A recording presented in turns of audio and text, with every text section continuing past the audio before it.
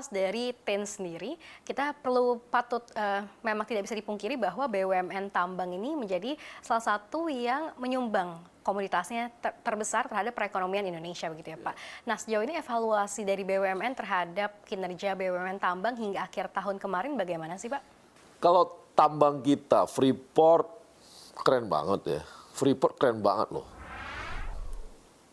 Antam kemarin ada case, ya kan, masalah apa itu jual beli emasnya itu. Tapi secara hukum kayaknya udah mulai dapat titik terang, bakal bisa lah kembali baik gitu ya. Tapi karena kemarin ketahan 1,1 triliun tuh di uangnya di bank itu nggak bisa dikeluarkan gara-gara ada putusan dari Mahkamah Agung.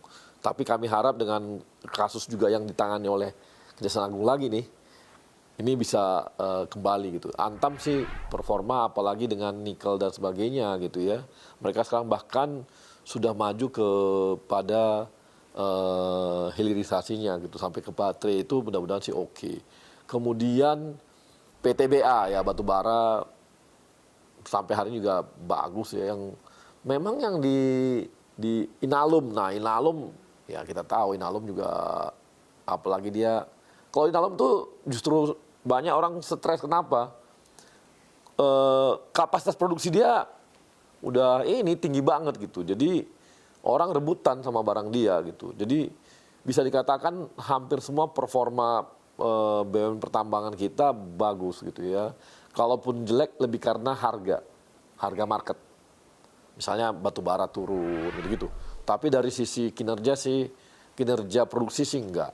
Tapi kinerja keuangan hanya terpengaruh pada harga marketnya batu bara itu gitu. Kemudian jadi cuma timah ini memang. Jadi dari berapa tahun terakhir ini selalu kalau ngomongin itu ya timah gitu yang jadi drop. Freeport hari itu sempat, tapi karena bukan gara-gara apa-apa, karena lagi produksi untuk penyiapan produksinya memang butuh setahun 2 tahun. Tapi setelah kita mulai berproduksi naik lagi, apalagi smelter di Gresik itu akan jalan, wah itu lebih kinclong lagi nanti kinerjanya dia gitu. Oke, kalau ekspektasi terkait kinerja BUMN tambang di tahun ini ke depannya bagaimana Pak? Freeport, Pak Jokowi aja optimis malah bilang wah ini makin ini gitu, makin pede kita ya. Kemudian Vale kita juga kan udah ambil ya sebagian besar gitu ya. Memang belum jadi 50% lebih, tapi udah besar juga gitu ya. Tapi nah di sisi lain kita udah ke depan sih, apalagi kalau timah ini kondisinya seperti sekarang ini dan tata kelolanya diterima, itu bisa membuat timah akan terbangnya bagus banget. Oke, baik. Nah, tadi kan dari BUMN tambang begitu ya, Pak. Sekarang kita ke BUMN secara general.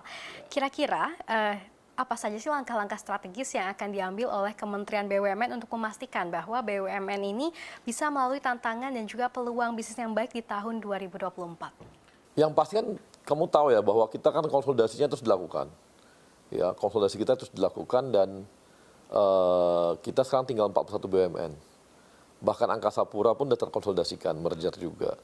Jadi langkah-langkah yang dilakukan oleh Pak Erik selama hampir 5 tahun ini adalah langkah-langkah strategik pengubahan format dan bentuk dari transformasi ya. Jadi dari BUMN sampai ada yang mengatakan nih gitu ya, ini maaf nih gitu ya. Kalau dulu misalnya Menteri BUMN sibuk ngutak-ngatik siapa direksi tiap tahun gitu ya.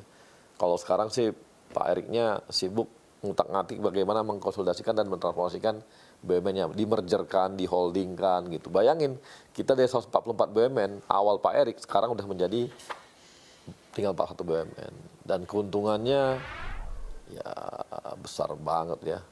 Bahkan kita dividennya dibandingkan sebelumnya, sebelum Pak Erik hampir 2 kali lipat tuh.